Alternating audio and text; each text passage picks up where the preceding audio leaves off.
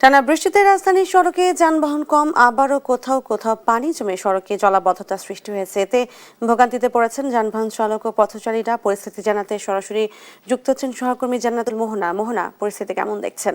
ভোগান্তি কতটা?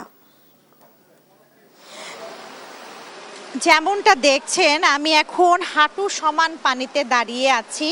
এই চিত্র রাজধানীর নিউ মার্কেট এলাকার, এবং নিউ মার্কেটের ভেতরে এখানে হাঁটু সমান, কিন্তু আপনাদেরকে যদি দেখাতে চাই, যারা এখানকার ব্যবসায়ীরা রয়েছেন তারা কিন্তু প্রায় কোমর সমান পানিতে আছেন, এবং তারা সকাল থেকে বৃষ্টি কমার অপেক্ষা করলেও এখানকার ব্যবসায়ীরা এখন পর্যন্ত দোকান পাট খুলতে পারেন নাই। একটু আপনাদের সাথে যদি কথা বলি, একটু বলেন কি অবস্থা, ভেতরের কি অবস্থা? এই যে কেবল দোকানের মাল ভরলাম সব বস্তায়। দোকানপাটের অবস্থা বহুত খারাপ ম্যাম।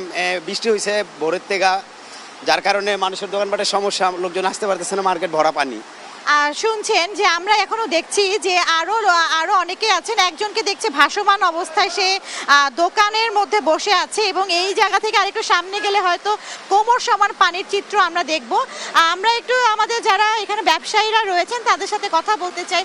একটু জানাবেন ভাই, আপনার ব্যবসার কি অবস্থা? দোকানপাট তো খুলতে পারেন নাই, দেখতেই পাচ্ছি। পারে নাই, মাল অনেক পানিতে ভিজে গেছে, নষ্ট হয়েছে অনেক, এগুলো সব উপরে নিয়ে গেছি, আর দোকান বন্ধ করে গেছে, মাল সব নিয়ে গেছি আর কি, অনেক মাল ক্ষয়ক্ষতি হয়েছে আর কি।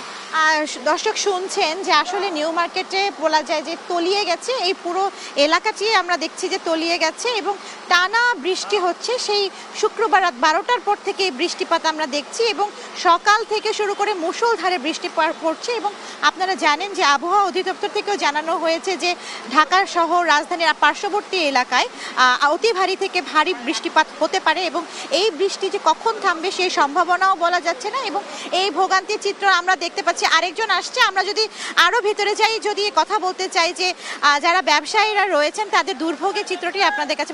কি অবস্থা আপনাদের ভেতরের? এই পরিস্থিতি, এই যে অবস্থা, আমরা দোকান বন্ধ আমাদের। কিসের দোকান আপনারা কিছু দোকান খুলতে পারছেন নাকি দোকানে মালামাল ঠিক আছে? মালামাল আমরা সব উপরে উঠাই নিছি। এমন ভোগান্তি চললে ব্যবসা কেমন চলবে? এখন পরিস্থিতি যা তাই চলতে হবে, কিছু করার নাই তো। এখন এটা উপরে আলার ইচ্ছা, পানি বৃষ্টি না কমলে তার পানি কমতেছে না। আপনার কাছে প্রশ্ন করতে চাই, আপনি ওর দোকানও কি এখানে আছে নাকি আপনার দোকানটা অন্য কোথাও? আমাদের দোকান ভিতরেই আছে। ভিতরের কি অবস্থা? ভিতরে অনেক অবস্থা, এই পর্যন্ত পানি। আর আজিমপুরের সব পানিগুলা প্রায় ভিতরে ঢুকে গেছে। আজিমপুরের যে বাইরের পানিগুলা ছিল সব ভিতরে ঢুকে প্রায় এই কোমর পর্যন্ত পানি। এখানে যাদের দোকানপাট ছিল সব মালটাল সব ভিজে গেছে, মানে দোকান যাদের ছিল অনেক ক্ষয়ক্ষতি হয়েছে। প্রতিবার বৃষ্টি হলে আমরা নিউ মার্কেটের এই চিত্র দেখি। আপনাদের যারা কর্তৃপক্ষ আছে বা যারা প্রশাসন আছে তারা কি কোনো পদক্ষেপ নেয় না?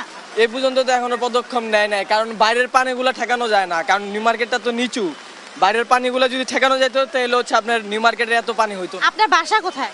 আমার বাসা এইখানেই। ওদিকের কি অবস্থা? ওইদিকের খবর একটু জান। ওইখানেও সকালবেলা আসার সময় অনেক ভোগান্তির মধ্যে পড়ছি, যেরকম আমরা 2 ঘন্টা লাগছে, কোনো গাড়ি নাই, রিক্সা নাই। আর যেগুলো রিক্সা, ব্যাটারি চালিত রিক্সা, সব রিক্সা তো আপনার ব্যাটারি পানির জন্য সব নষ্ট হয়ে গেছে। রিক্সা ভাড়া, গাড়ি ভাড়া কেমন রাখতেছে?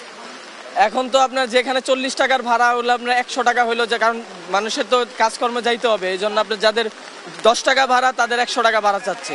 আচ্ছা, এই যে ধরেন কোনো দুর্যোগ হলে এরকম ভাড়া বাড়ায় দেয় বা কিছু, এটা নিয়ে কি বলবেন? বলেন তো, বাঙালির এই অভ্যাসটা কেন, বা কেন যখন আমরা দুর্ভোগে পড়ে তখনই এই অবস্থা হয়? এটা আসলেই মানে এটা আমরা আপনাদের সাথে ছিলাম দর্শক, তো নিউ মার্কেটে আপনারা দেখছিলেন যে এখানকার যারা ব্যবসায়ীরা রয়েছেন তারা প্রচন্ড ভোগান্তিতে আছেন। তো নিউ মার্কেটের থেকে এই ছিল আমার কাছে সর্বশেষ।